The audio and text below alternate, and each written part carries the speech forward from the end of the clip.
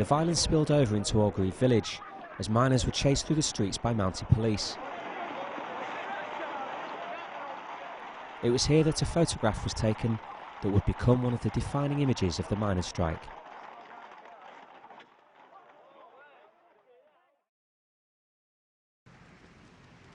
"30 years on, the woman in that photo, Leslie Bolton, is reunited for the first time with the man who took it.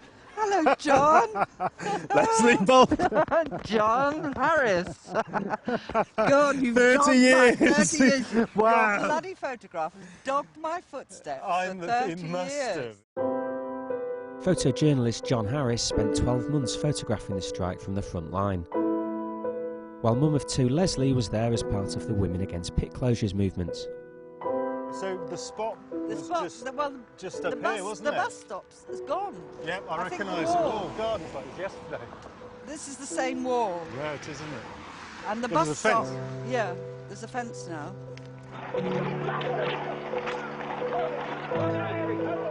I'd come out of hiding after the initial police charge that had driven us back into the village. And I was walking up the road and I saw some horrific things. The young man being beaten up by a police officer on the car that you got a Yes. photograph of. It was absolute mayhem. So I'd come over here because I'd seen there was something going on. So I was somewhere a bit further back. I did some pictures of the guy on the floor with a colleague of mine who dropped his cameras and was actually trying to help. So I went and had a look and thought, I think he needs an ambulance. So I just stood up, turned round, and the next moment, this mounted officer charged. I heard this one officer shout, "I'm going to have you as well, you bitch." And they came cantering down upon Leslie. So I just grabbed a couple of frames and legged it. Somebody behind me pulled me out of the way, thank God. And then they were past. John's photograph became one of the iconic images of 1984. It was just a very good dynamic picture, and it did sum up in many ways the kind of awful brutality of it and the impunity that the police had.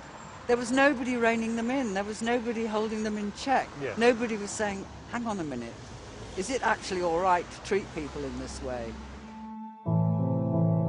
30 years on, Leslie Bolton continues to campaign for a full inquiry into what happened that day in Orgreave and the tactics used by the police throughout the strike.